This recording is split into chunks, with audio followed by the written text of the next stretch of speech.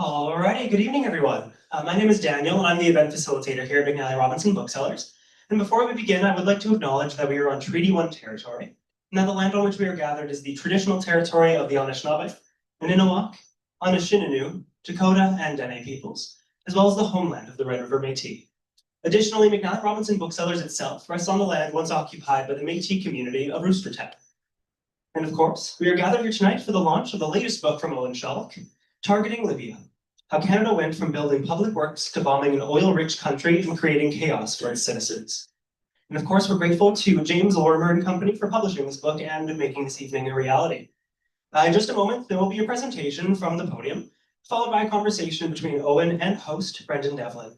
After that, if time permits, there will be an opportunity for you to ask questions. So if you are here today and you do have a question, just raise your hand high enough for me to see. Then I'll come by with this wireless microphone just to ensure that you're heard on today's live stream. We do trust you to project. It's just for those watching at home. And then, of course, I'll be back at the end of the event just to review the signing procedure, which will take place to my right. And we'll move the wall over for people just to give a little bit more access there at the front. And of course, and for now, I have the pleasure of introducing tonight's host. Brendan Devlin is an organizer, researcher, and writer based in Winnipeg, Manitoba.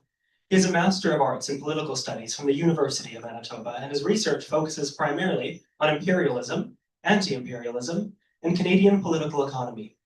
His writing has appeared in Canadian Dimension, The Maple, and a monthly review online.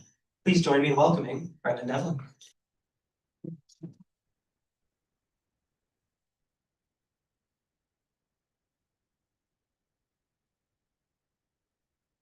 Hi, everybody. Can we hear okay?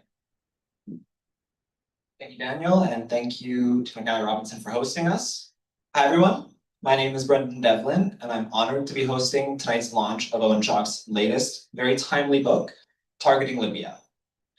Our author is one of the most important anti-imperialist writers working in Canada today. His columns in Canadian Dimension are helping keep internationalism alive at that legacy publication of the Canadian left. His writing in general are vital reading for anyone interested in making sense of the fast-changing world order and especially Canada's role in it. It's a gift then that he would offer such a meticulously documented, eminently readable, and clear-eyed account of Canada's role in the destruction of Libya. While it sometimes seems almost totally forgotten in Canada, the North Atlantic Treaty Organization, or NATO's, destruction of Libya is among the greatest crimes against humanity in the 21st century, a crime that Canada played an outsized role in perpetrating.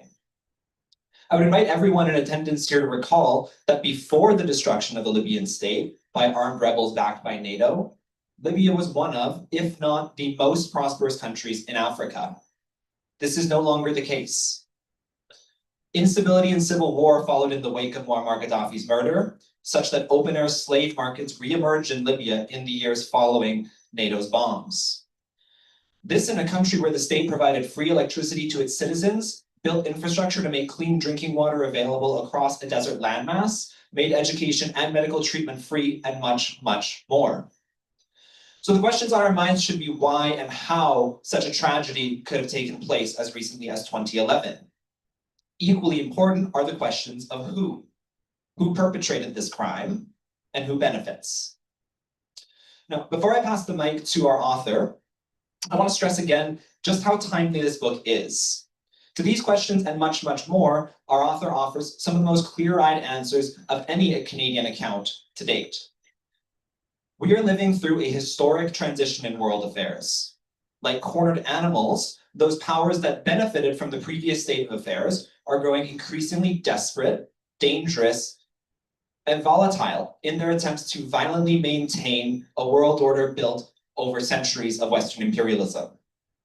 As a result, NATO, one of the key protagonists in our discussion tonight, is laying the groundwork for world-threatening conflict, as members, including Canada, have pledged to invest 5% of their gross domestic product, or 5% of the total size of their economy, into defense spending, meaning war industries. In other words, then, we are living through a coordinated drive to industrial-scale war, unprecedented in human history in its destructive power. This drive is being carried out by the same powers that destroyed Libya only a decade and a half ago. They're laying the groundwork for further military escalations across the world, often using a familiar playbook to that deployed in Libya. This dangerous situation calls for building a peace movement powerful enough to stop the West's drive to war. Building a movement capable of such a feat requires education and clarity on how consent for war is manufactured by powerful, well-resourced ruling classes that profit from imperialist war. It will require learning lessons of disasters like Libya so that we can act more decisively and effectively to counter the warmongers' agenda. In Manitoba, we are lucky to have an invaluable source of such education working among us. And with that, I'd like to introduce our author. Owen Schalk is a writer from Treaty 1 territory in Manitoba. In addition to Targeting Libya, his books include Canada and Afghanistan, a story of military, diplomatic, political, and media failure, and also Canada's long fight against democracy, co-authored with Eve Engler. He is also the author of the forthcoming and again very timely Canada and NATO, the myth of a global peacekeeper, which we can look forward to in the warmer days of summer 2026 out from ARP Books. Please join me in welcoming Owen Schalk.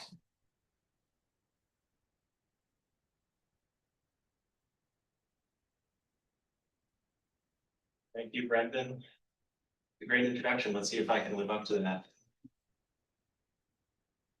So, a sincere thank you to everyone here for joining us on this very cold evening for the launch of Targeting Libya, which is a book that explores a topic, really a range of topics that receive far too little coverage and far too little retrospection in Canada today.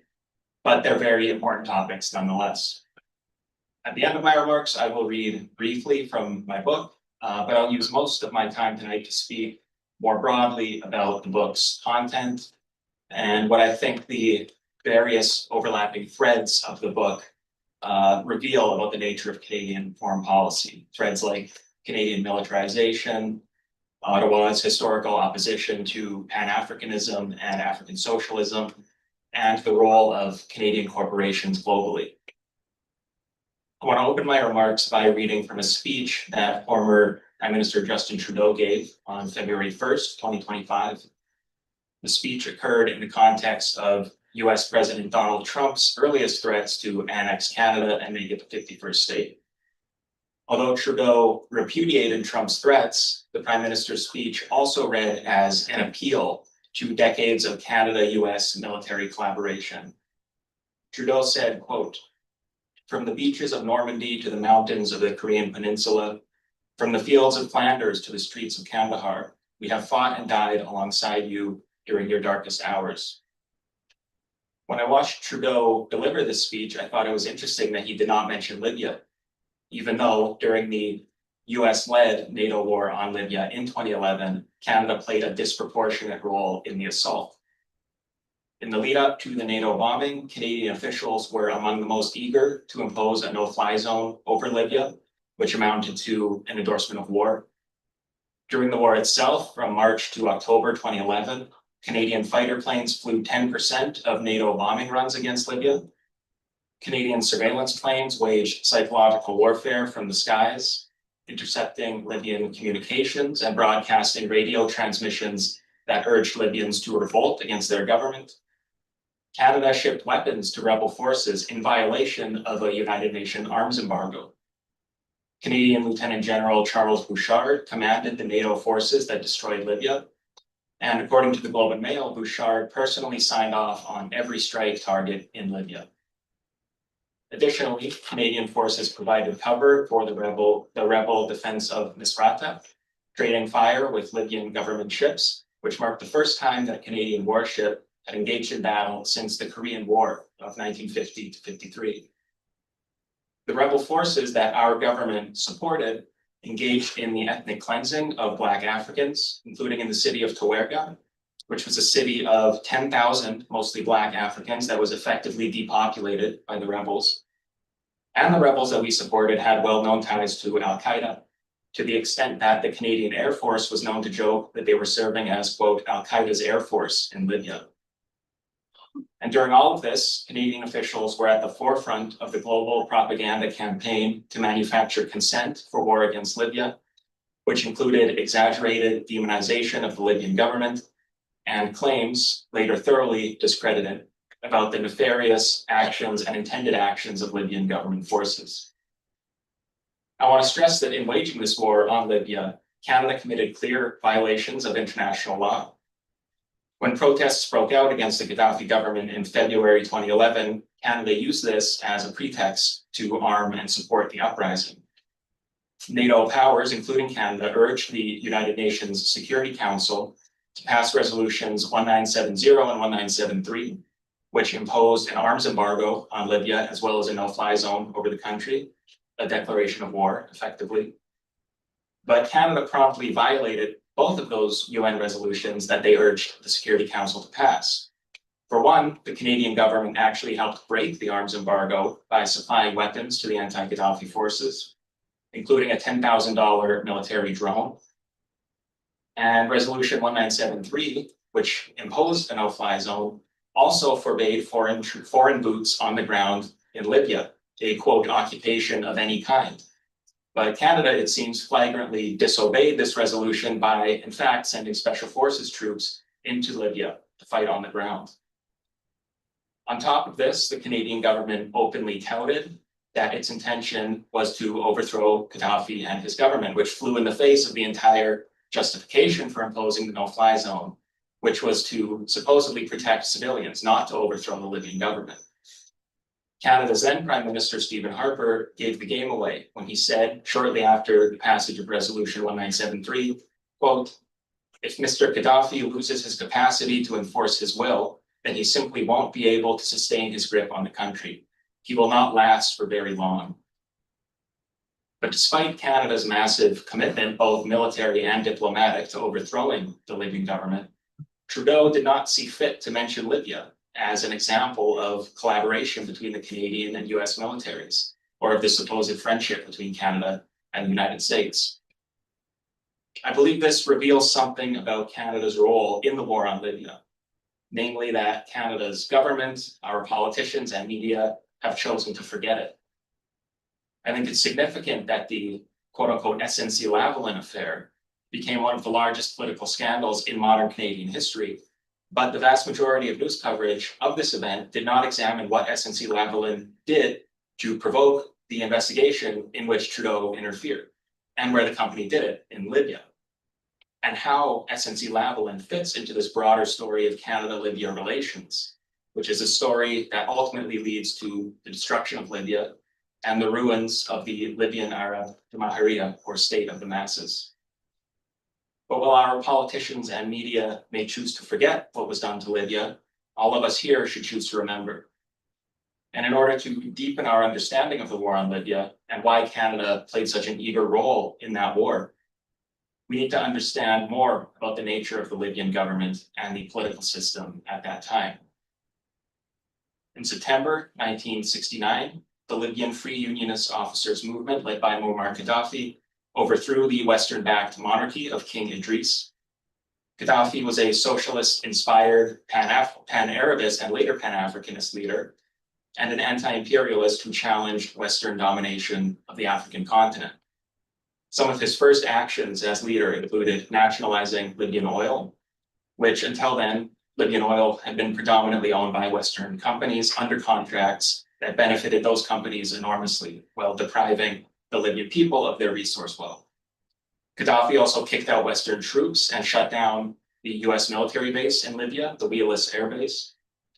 And when in power, Qadhafi's government championed Arab and later African unity and integration, as well as anti-colonial movements around the world, including in Palestine. Although admittedly, the Libyan government's revolutionary fervor was later hampered by the assault of imperialism and the imposition of multinational sanctions. For whatever problems Libya experienced under Qadhafi, and they were certainly numerous, it must be stressed that during Qadhafi's time in power, there were many truly impressive achievements. Libya's standard of living went from one of the lowest in the world in 1969 to the highest in Africa. As Libyan professor Ali Abdulatif Amira writes, quote, "The revolution brought many benefits to ordinary Libyans: widespread literacy, free medical care, education, and improvements in living conditions. Women in particular benefited, becoming ministers, ambassadors, pilots, judges, and doctors. The government received wide support from the lower and middle classes.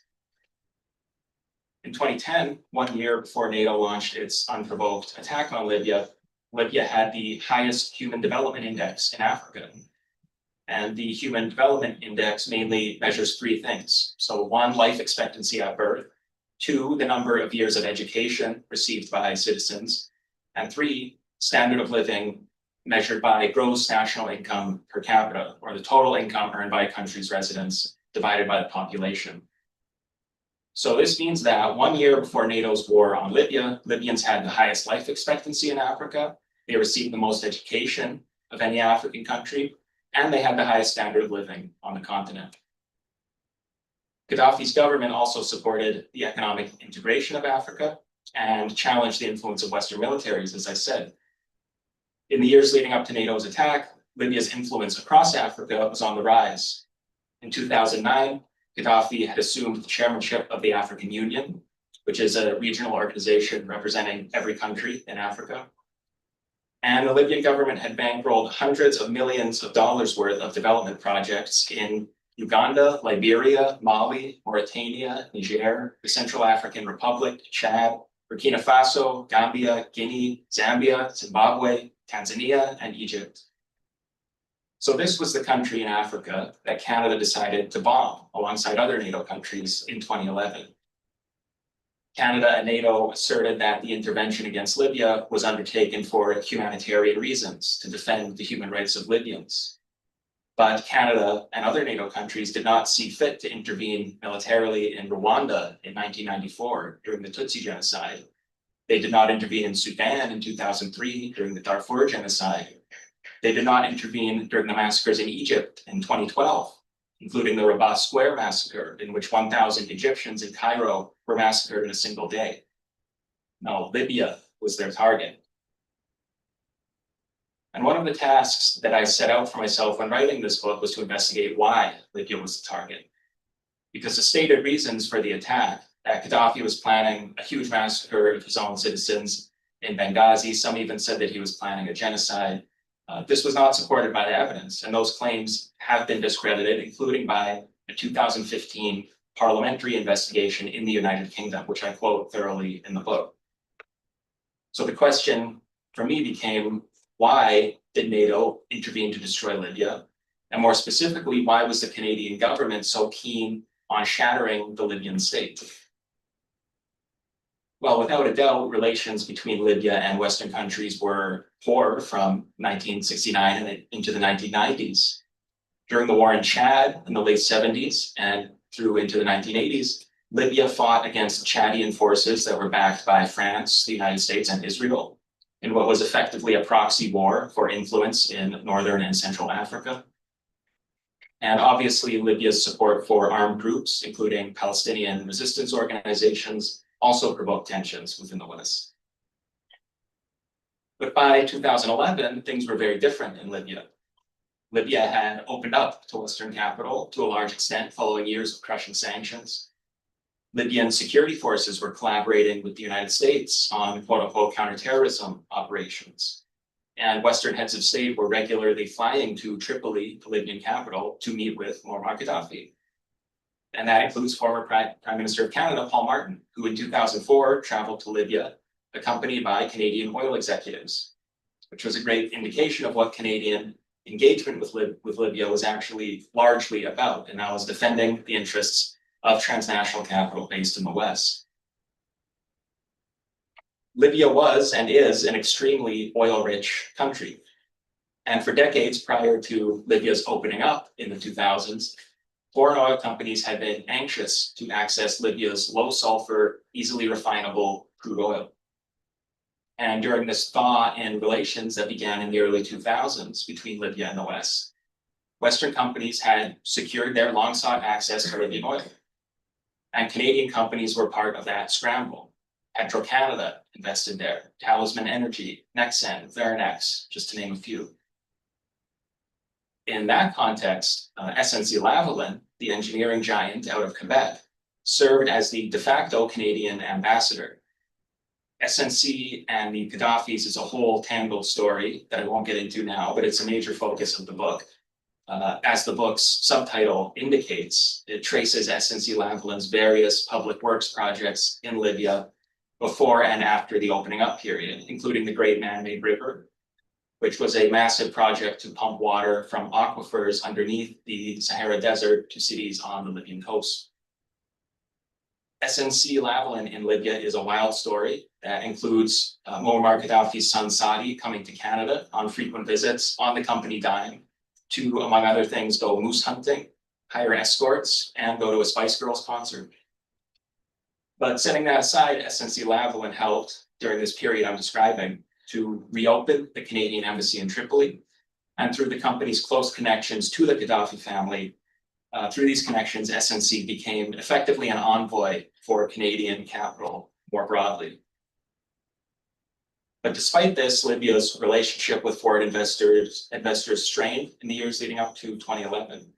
And this was partially due to the fact that the Libyan state began to reassert control of its oil sector as prices rose. Qadhafi even threatened to nationalize Petro-Canada's multi-billion-dollar investment in Libya. And this threat startled the international oil industry in the late 2000s.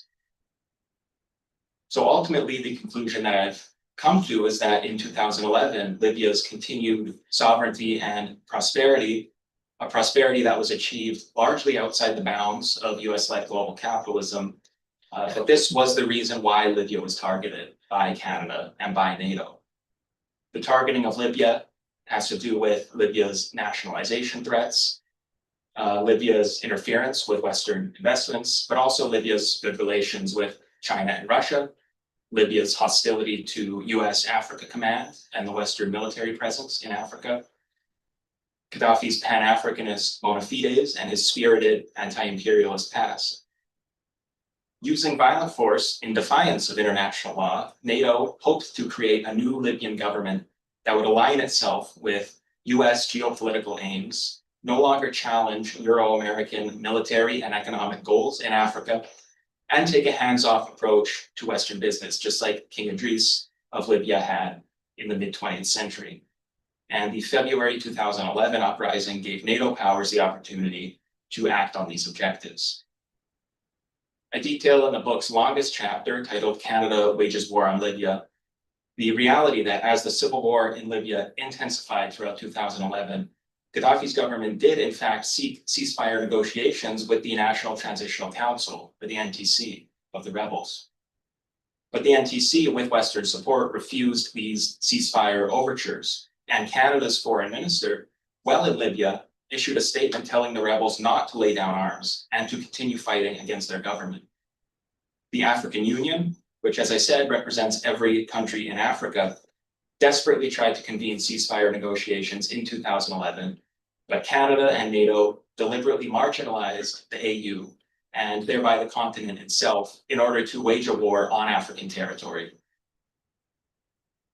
In the book, I also situate Canada's war on Libya in the context of the Canadian government's long-held opposition to Pan-Africanist and African socialist governments. This history includes Canada's support for the 1961 overthrow and murder of elected Congolese leader Patrice Lumumba, the 1966 coup against Kwame Nkrumah in Ghana, and the 1971 coup against Milton Obote in Uganda, which brought to power the notorious General Idi Amin. These are not interventions that the Canadian government is keen to talk about. You won't hear Mark Carney commemorate the anniversary of Canada's role in the torture and murder of Lumumba, but that's the history. Canada has long opposed African governments taking control of their resources and their political affairs and delinking from US-led global capitalism in order to pursue sovereign development goals, because that would mean that those African governments are serving their people rather than foreign companies. So in conclusion, in 2011, Libya was one of the biggest stories in Canadian news, but today it has been utterly forgotten, and the catastrophic situation in Libya remains ignored. Libya today is a country divided between two parallel governments, each with the backing of various external powers. There's no sovereignty to speak of. There's no meaningful development successes to speak of. The country that I described to you at the beginning of my talk a sovereign country with high development indicators, that's a thing of the past. And to my knowledge, no Canadian official who participated in the destruction of Libya has ever shown contrition or regret for their role in destroying a sovereign country of 6.5 million people. There was a CBC article published in September 2023 after Storm Daniel in the Mediterranean caused horrific flooding in Libya that killed thousands. And this CBC article blamed Libyans, quote, preoccupation with war for the fact that Libya today is so chaotic and the infrastructure has been allowed to decay. The CBC did not see fit to mention who destroyed Libya. It was NATO.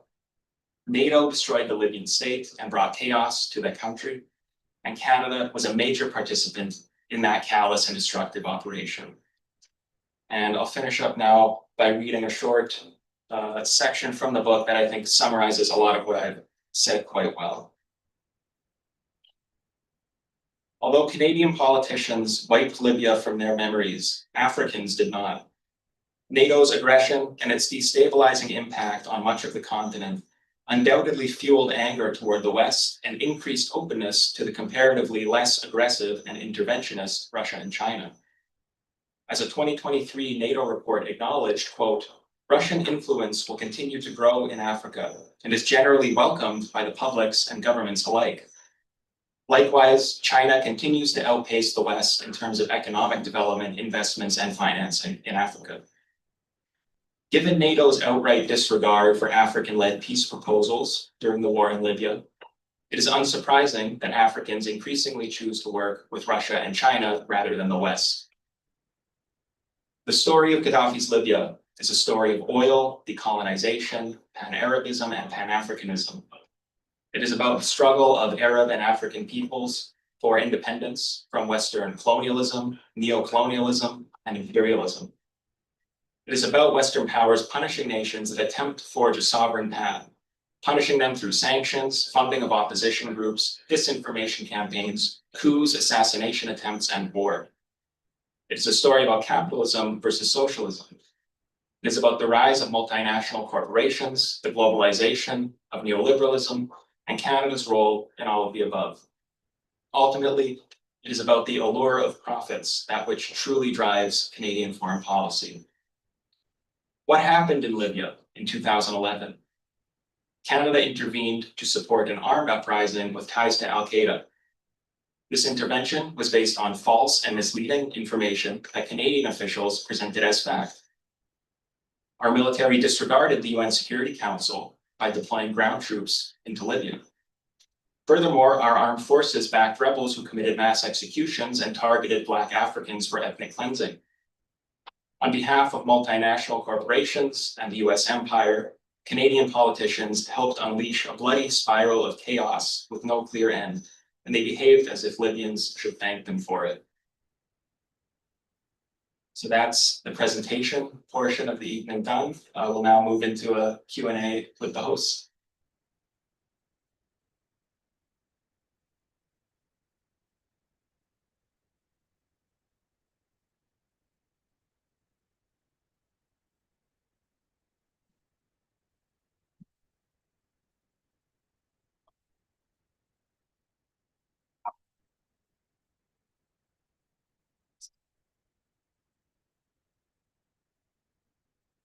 Right, thank you, Owen.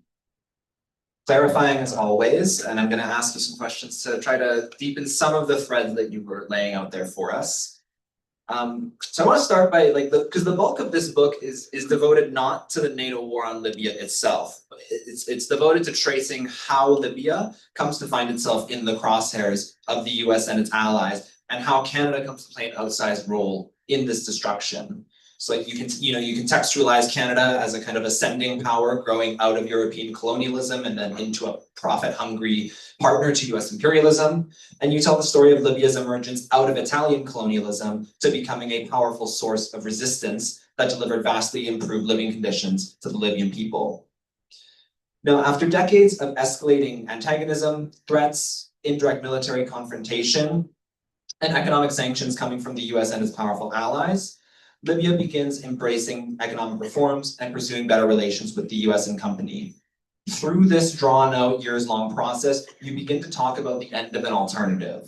So I'm wondering if you can tell us a bit more about what kind of alternative was the Libyan Jamahiriya? How did it differ from what came before in Libya? And what kind of alternative did it offer to the formerly colonized world, Africa and West Asia in particular? Yeah, for sure. And yeah, as I talked about in my presentation, I do present Libya as an alternative. And I present Libya as an alternative to neocolonialism through all the stages of Gaddafi's rule. So from 1969 to 1977, Libya was led by the Revolutionary Command Council, of which Gaddafi was the head. And then there was a power struggle in the mid-70s, and in 1977, they founded the Libyan Arab Jamahiriya, or State of the Masses, which was an explicitly what they called Arab socialist government. And as you said, I think it's important to talk about what came before as well. What happened in Libya before Gaddafi took over? This is a history that many people in the West just don't know about. It's a complete blind spot. Well, from 1911 to 1943, Libya was an Italian colony. And the Italian colonization of Libya was absolutely horrific. It involved concentration camps in which tens of thousands of Libyans were killed, mass killings and mass displacements, which were particularly brutal under the rule of Benito Mussolini, the fascist administration there. And then from the Italian colonization after World War II, Libya essentially became a neo-colony of the US and the UK under King Idris. There was extreme poverty, extreme underdevelopment. The natural resources of Libya, the oil, were exploited by Western oil companies that effectively wrote the oil investment laws of Libya with King Idris in order to take the wealth, in order to siphon the resource wealth out of the country. And then when Gaddafi takes over, he's not doing this revolution alone. He's embodying the aspirations of the Libyan people for a strong state, for a state that will take Libya's natural resource wealth and redistribute it amongst Libyans, and for a state that will stand up to the Western powers that had dominated Libya for decades and decades. Gaddafi had family members who were killed or wounded fighting the Italian colonization. So this history, if we're talking about Gaddafi as a person, this history was very much embedded in his own personal family history. Also, when Gaddafi takes power in '69, there's this broader regional context that we have to remember, in which socialist or anti-imperialist movements are coming to power across Africa, in Mozambique, Angola, and Guinea-Bissau after the collapse of the Portuguese Empire in '75. Frelimo, MPLA, and PAIGC take power, these African socialist parties. At the same time, you had in Zimbabwe, ZAPU and ZANU still waging their anti-colonial struggle. You had the ANC and other allied groups in South Africa. In the Middle East, you had the Ba'ath parties coming to power in Iraq and Syria, which were explicitly anti-imperialist governments. You had a Marxist-Leninist government come to power in South Yemen in 1969, the same year as the Libyan Revolution. So Gaddafi he's not an isolated figure. Within Libya, he's giving voice to these aspirations of the Libyan people. And then across Africa and across West Asia, he's part of this broader upsurge of anti-imperialist sentiment at the same time. So that's the alternative. But also domestically in Libya, Gaddafi wanted to build a very unique system, a very unique political system that he said was based on people's direct democracy.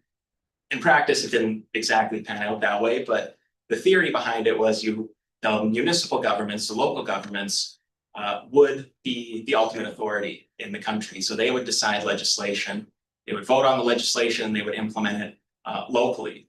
And then at the national level, the legislature had had less authority. They would more discuss what was going on in the different localities and all these things. Of course, there are many flaws in this model, and it didn't quite work out exactly as Gaddafi claimed it would, but still, it was an alternative also domestically. It was this kind of, in theory, decentralized, socialist-oriented system And I have to say that within Africa today, this alternative does still inspire a lot of people. I have comrades in West Africa who that have told me that you can talk to anyone in West Africa, they won't say a bad word about Muammar Qadhafi. I think it's very similar across the continent. So this alternative that Qadhafi kind of represented during his time in power remains very powerful to this day. Thanks, Owen. I think that's quite clarifying. I'm going to shift gears towards Canada, though.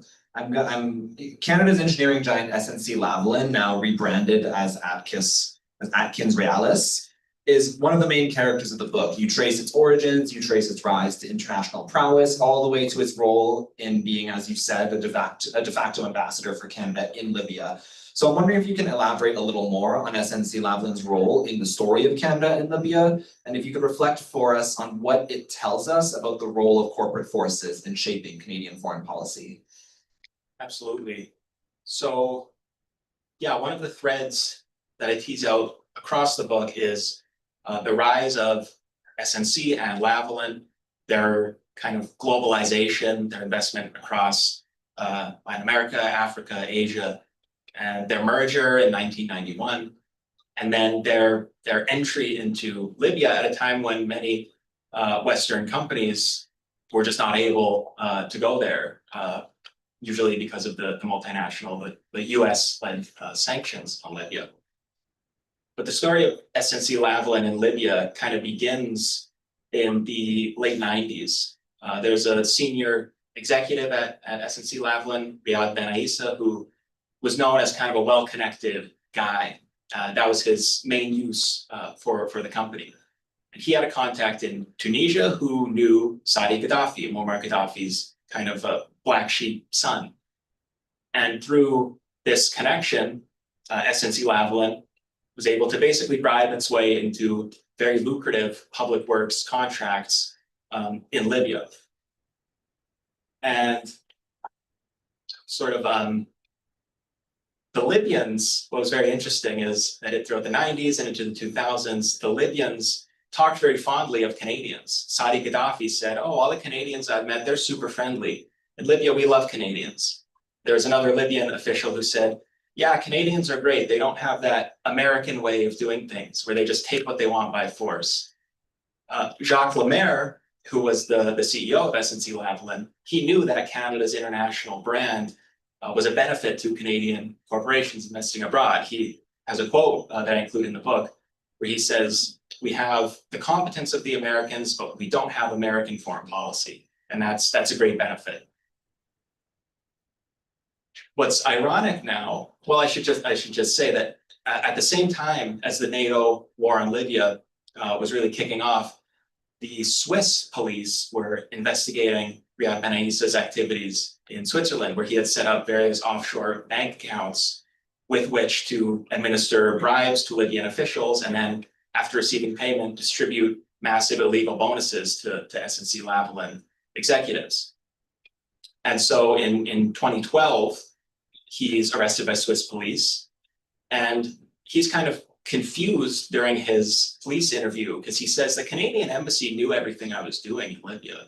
So you should ask them about it, which is very interesting to think about. You can decide for yourself whether he's a trusted figure, but I thought that was an interesting quote to include. What's ironic, though, is that since the destruction of Libya, Canadian companies have not been able to invest in Libya. There's very minimal trade between Canada and Libya, maybe $50 million worth of bilateral trade, but like nothing compared to what Canada-Libya trade and investment was in the 2000s, which is very interesting, and it shows the way that these motivations that some of the Canadian government had really didn't pan out. And it's funny because SNC-Lavalin was very against the NATO attack on Libya because they were making great profits out of Libya. So it's funny in a way to find ourselves aligned with SNC-Lavalin on something. But yeah, that's sort of the history. Thank you. I want to take us, well, with the time that we have left, I think I'll give us another 10 minutes before we open it up to questions. But I think, again, I had mentioned that this book is very timely, which maybe sounds strange for a book about an intervention that took place 15 years ago. But what we're seeing today on the international stage traces quite closely with a lot of what happened in Libya. So I'd like to ask you about the question of the Libyan opposition. So, because much of the book, again, is devoted to documenting how Libya was not just brought down by a war, it was a decades-long, multifaceted, coordinated regime change effort by the US and its allies, which culminated in the 2011 siege. Now, one key facet of this long-term strategy, though, was economic. The US used sanctions to make the economy scream in Libya, as was explicit policy against Chile's socialist government in the 1970s. This would make life worse for all Libyans, and then it would sow the seeds of seemingly organic opposition to the Libyan government. So after decades of this, when the mass uprising spread across the Arab world in the so-called Arab Spring, the US and company found their opportunity and moved to overthrow the Libyan government under the guise of supporting the opposition. So what can you tell us about the Libyan opposition?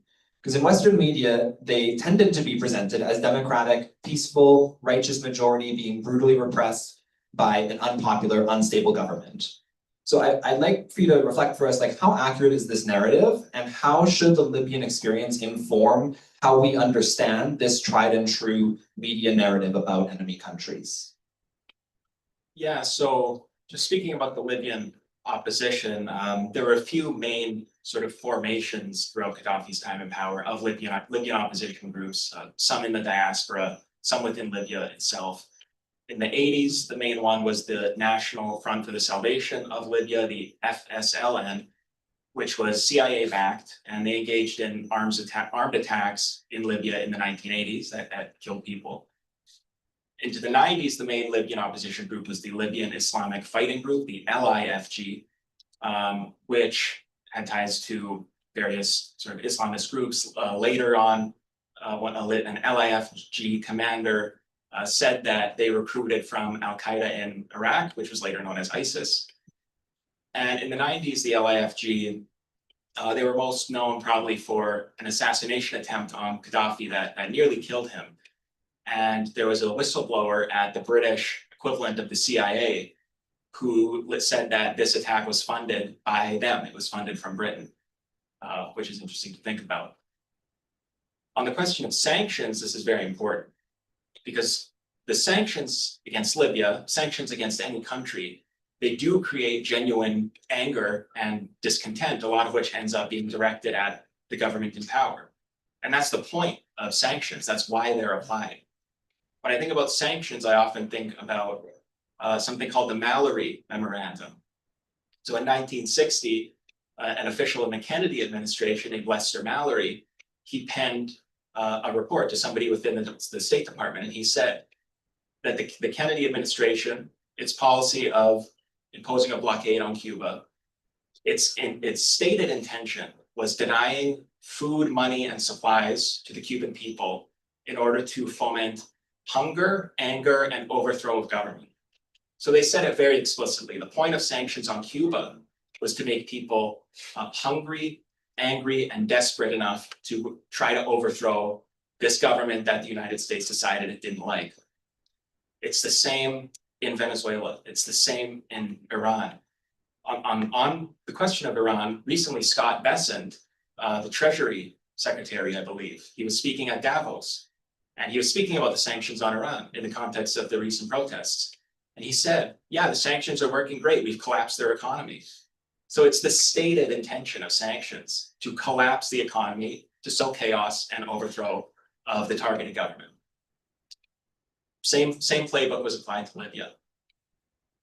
Although it's interesting, the sanctions on Libya in the 90s, they did deprive Libya of, according to one estimate from a Libyan academic named Mustafa Faturi, they deprived Libya of $100 billion. But when NATO's attack happened, Libya was actually doing business with the West. But a lot of the problems that came about because of the sanctions were still present in Libya at that time. So when the sanctions were applied, it really fostered corruption in Libya on an extent that had not really been seen in the 70s and 80s. Again, this is when the United States or allied countries impose sanctions on a country, they know that that's going to happen. That's the point of imposing sanctions. So there was genuine discontent within Libya over these things, these seeds that were planted during the sanctions era that continued to grow into the 2000s. But if we're talking about the 2011 protests that led to NATO's intervention, well, they began in January. There were protests in the city of Al-Baida about the condition of housing in the city, which the Libyan government actually responded to by opening this giant new housing fund to repair housing. So the protests in Al-Baida stopped. February 2011, the Libyan government actually did something quite dumb. They arrested a lawyer who was representing families of people who had been killed in the Abu Salim prison massacre, which is probably the most famous massacre that was committed when Gaddafi was in power. So they arrested this lawyer, which led to huge protests in Benghazi. And NATO, of course, used those protests as a pretext to then intervene and to bomb. As the month went on, going into March, it became very clear that the character of these protests was quite different from the way that it was being presented in Western media. The LIFG was becoming more and more prominent. Some of the actions that were taken by the protesters also didn't really fit with this narrative of a spontaneous, pro-democracy, liberal, humanitarian, human rights uprising. They were lynching Black Africans, for one, which was not really reported in Canadian media. They were massacring people that they accused of being, quote unquote, Qadhafi loyalists. They were raiding police and military arms stockpiles to arm themselves and engaging in open warfare with the police and with soldiers. Again, this was not covered in Western media. So these are all things that we have to think about if we see protests in any targeted country, whether it's Cuba, Venezuela, Iran, any country. We have to look at the whole history of the United States and the United States' allies' engagement with that country, whether it's sanctions, funding opposition groups, all these things I've talked about. So I think, yeah, there's a lot of lessons that we can draw for today. Thanks, Owen. So one last question before we open up to audience questions here. I'm kind of wondering if we can kind of look forward and think a little bit more about what's happened in the 15 years since the NATO's destruction of Libya. Because I think given the enthusiastic support for the intervention against this Arab African dictator across Western media and across a lot of left media, to be honest, it's kind of jarring that it just disappeared from the headlines quite quickly. And the authorization by the UN Security Council sometimes gives the impression that the whole international community supported this intervention. But as you spoke to, like the African Union was vocally opposed with serious concerns and consistently advocated a peaceful and political solution rather than a military one. But they were marginalized and their suggestions were ignored in the lead up to the NATO intervention that Libya has yet to recover from. So with what time we have left, can you discuss the consequences of the intervention in Libya and the state of the country today? Tell us about what it has meant for ordinary Libyans. And if you have time, what it has meant more broadly for the African continent, especially North Africa and the Sahel. Yeah, absolutely. So just speaking about what Libya looks like today, well, it's a partitioned country. There are two governments which are essentially in a state of frozen civil war. So there's the Tripoli-based government, which has UN recognition. It's called the Government of National Unity, led by a guy, Abdul Hamid Dbeibah, who is notoriously corrupt and unpopular. Then based in Tobruk in the east, you have what's called the House of Representatives. The civilian leader of the House of Representatives is Osama Hamad, but the real power is Khalifa Haftar, who I'm sure people here have heard of, a famous sort of Libyan warlord. He was actually working with Gaddafi for a long time. He was with Gaddafi during the 1969 coup that brought Gaddafi to power. But then during the war in Chad, he was taken prisoner. He ended up effectively defecting to the United States. He lived in Virginia, Langley, Virginia, where the CIA is based. And now he's this major warlord in Libya. The the situation, the actual open bloody fighting has largely stalled, but there's always a threat that it will erupt at any moment. I think the most recent example of that was August 2024, when there was this dispute between the government of national unity and the House of Representatives over the oil sector. This led to Haftar shutting down oil facilities in the east. It was a huge crisis. Eventually, a resolution was found, but some people thought that this would lead to the civil war reigniting. As for what Libyans have lost, well, they've lost many things. In Libya today, food insecurity is a huge problem. This was not a problem when Qadhafi was in power. There's so many other things. I mean, just the poverty that Libyans are experiencing today. Again, under Qadhafi, Libya was the richest country in Africa, and it had the highest, on average, the people in Libya themselves were the richest on the continent as well. Now the situation is very hard.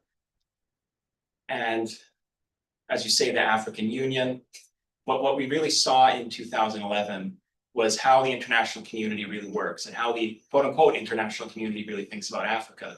Because this war that was being waged on Africa or on African territory, every country in Africa was saying we need a ceasefire. This needs to end. This will be catastrophic for the continent itself. And NATO didn't care. They just kept bombing, kept bombing. The refugee crisis kept getting bigger. The atrocities kept piling up. Doesn't matter. NATO kept bombing, kept bombing. Canada kept bombing. And the situation today, I mean, probably, well, I'll just say there were warnings as the bombs were falling in 2011 from the president of Chad, the president of Nigeria, saying groups like Al-Qaeda in the Islamic Maghreb, they're now getting access to Libyan government weapons stockpiles. African leaders were telling this directly to NATO, and NATO didn't care. NATO kept bombing. And what we've seen in the years since across West Africa are these Islamist insurgencies, which have massive arms stockpiles. A lot of that came from Libya. So if you look at Burkina Faso, Mali, Niger, Nigeria, these wars are raging. These wars were inflamed massively by the destruction of Libya. So it's a terrible situation across the continent because, in part, of this attack. When Libya was the most developed country in Africa, hundreds of thousands of Africans would go to Libya for work in order to earn money to bring home to their families. Now, where do they go? They try to cross the Mediterranean. This is something Qadhafi said at the time. He described Libya. He said, Libya is the cork in the bottle of Africa. If you take out the cork, where are people going to go? People want better lives. They're going to go somewhere. And if Libya's not there, they're going to try to cross the Mediterranean, which leads to a huge humanitarian crisis. So this intervention in Libya, the ramifications of this were huge, and they remain with us to this day. And it's really a stain on Canada's global reputation that we participated to the extent that we did in this absolutely brutal war. Okay, well, thank you, Owen. I think you've left us with a lot of lessons to consider here. And with the time that we have left here, I'm going to open it up to questions from the audience. So the way this will work is that if you have questions, just raise your hand and someone will come to you with a mic. And we're going to take, I'm going to say 3 questions at a time. And then we'll have our author reflect on those questions. So please, if you have a question, please raise your hand.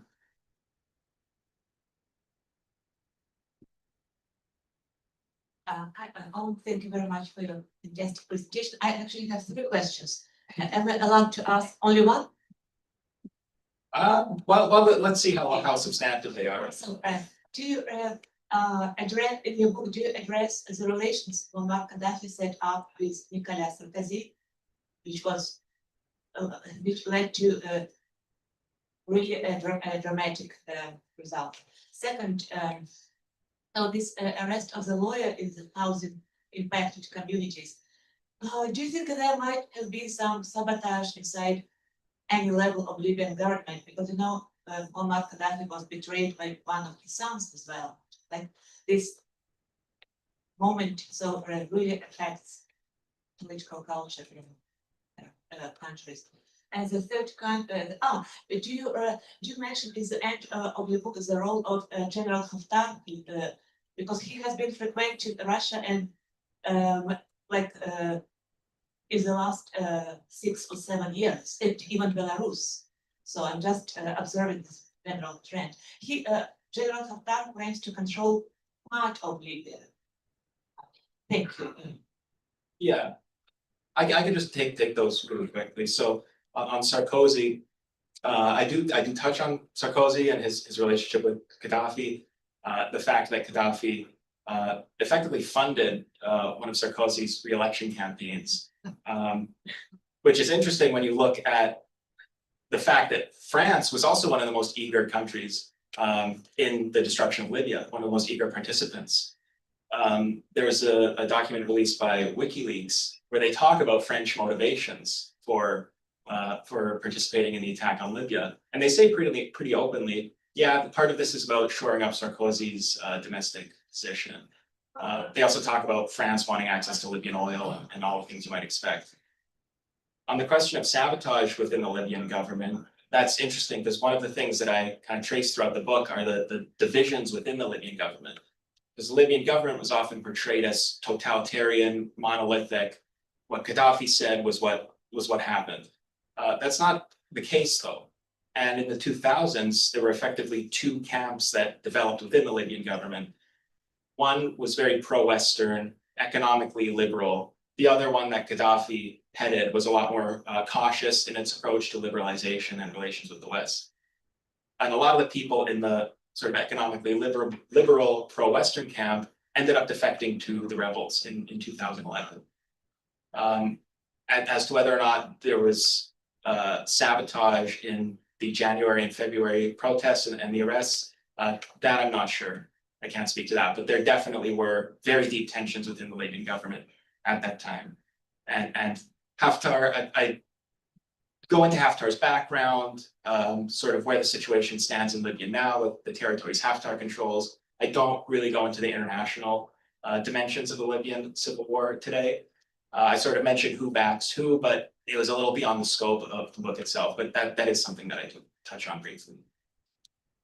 I think I saw somebody back over there as well. Yeah. Oh. Yeah, I don't know too much about this, but a few years ago I read something where North Korea was saying one of the reasons they're not giving up their nuclear ambitions is because of what happened to Libya when Libya gave that up. Which is something I wasn't aware of. Would be able to comment on that. Maybe 2 more if they're. Hi, could you speak about the current situation of Libyan oil in the world markets and who's actually controlling Libyan oil currently?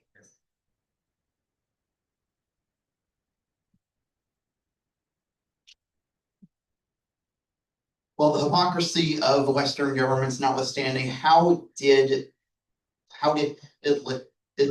they actually make Gaddafi perpetrating the human rights abuses he did?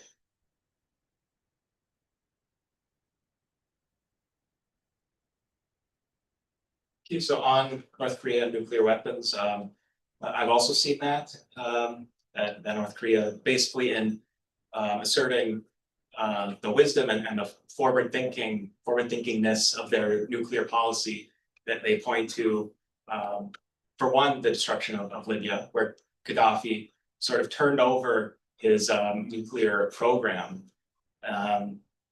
as part of normalizing with the West. What was interesting is later on, people in the Qadhafi government, they tried to get a conventional arms arsenal from Western countries to sort of make up for the lack of the nuclear deterrent.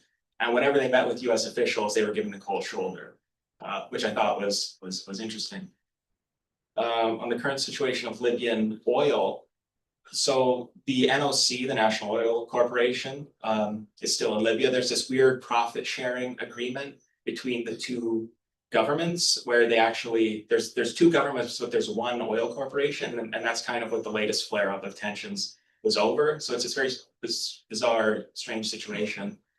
But there are foreign foreign companies invested in Libya. So there's there's Italian companies, there's capital from Qatar, Spain.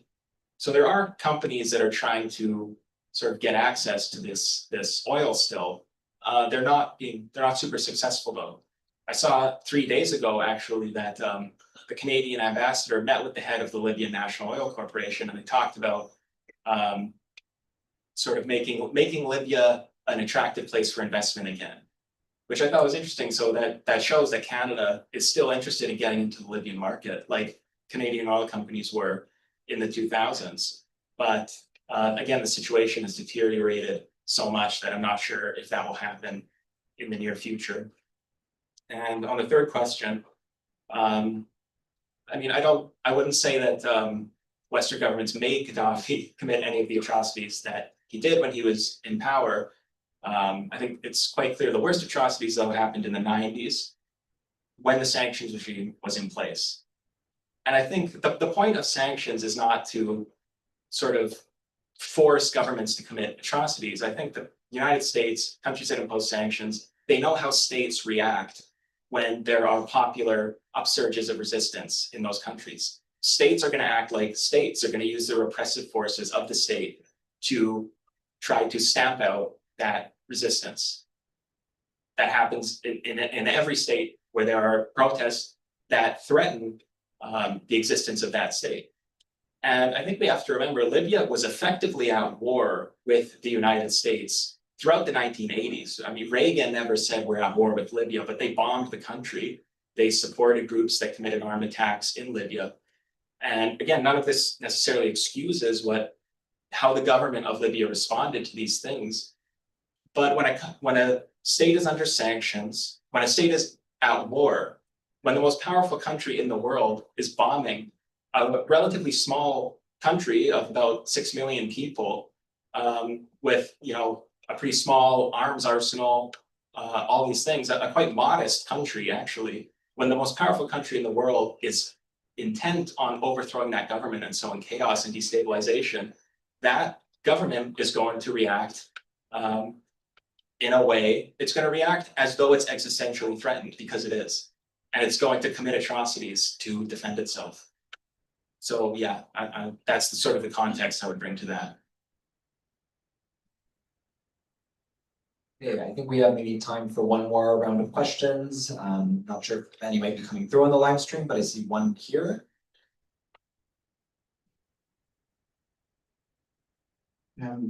Go. Thank you, Owen, for the presentation of the book. One little question, not related directly to the book, but I believe connected. You mentioned Sahel.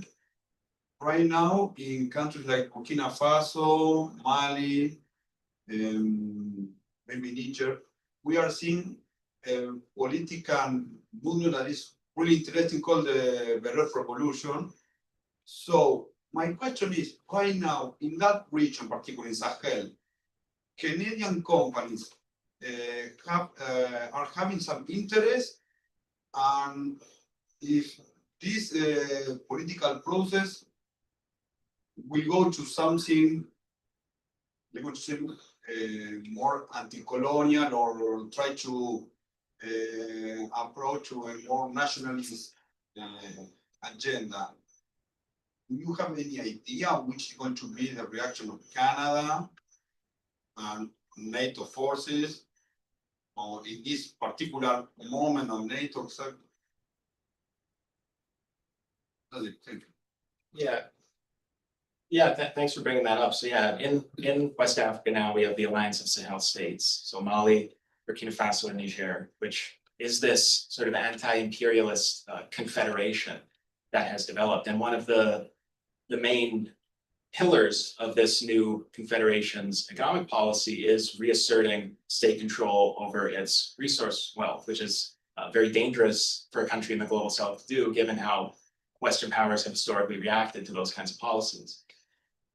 One of those countries, Mali, has been, or I guess this is mostly resolved now, but they were in a very vicious legal dispute with Barrick Gold, the largest Canadian mining company, which owned the Lulu Gunkoto mine in Mali, which is the biggest gold mine in the country.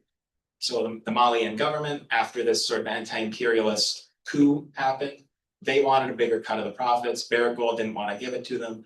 Mali issued an arrest warrant for the Barrick Gold CEO. They arrested Barrick employees. It was really quite heated. And in Burkina Faso, Ibrahim Traore, the leader there, he has spoken about also taking greater control of the mining industry. And Canadian mining companies are all over Africa. They're all over West Africa.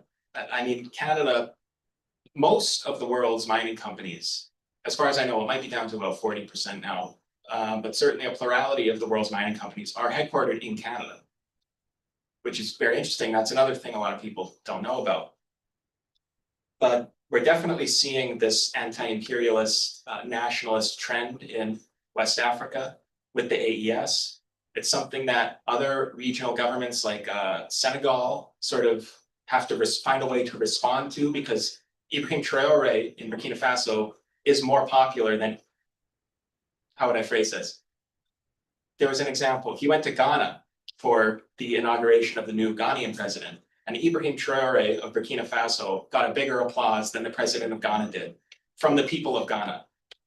So African governments they have to find a way to respond to this very popular new anti-imperialist confederation. But the problem is that the security situation in the AES is so tenuous. And that's in part an outcome of the Libya war, because these Islamist groups that occupy huge swathes of territory across West Africa, as I said, their arsenal was really beefed up by the collapse of the Qadhafi government and the seizure of these weapon stockpiles. So yes, the AES is very interesting. It's definitely an indication that this anti-imperialist, even African socialist tradition is far from dead. It's very much alive in the consciousnesses of the African people. And it will continue rising up to oppose imperialism. As long as imperialism is intent on dominating Africa, there will always be that resistance to it. I think we are unfortunately cut for time. However, if you do have more questions, please feel free to ask them during the signing portion of the evening, which we will move on to in just a moment. Feel free to have your book signed before you pay for it. Just make sure to visit the cash desk before you leave, is all I ask. Big thank you to James Lorimer and company for publishing this book. Again, a big thank you to Brendan Devlin for coming to host graciously tonight. And of course, a huge big thank you to Owen Schalk for being here tonight.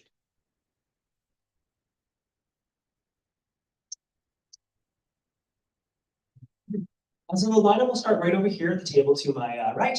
Again, yes, please feel free to have your book signed before you visit the cash desk. Thank you. Have a good night, everyone. Oh, thank you. I'll bring that down. Yeah, that's fair. Well, I mean, your answers were so good. Thanks for these. Oh, yeah, man. Pleasure.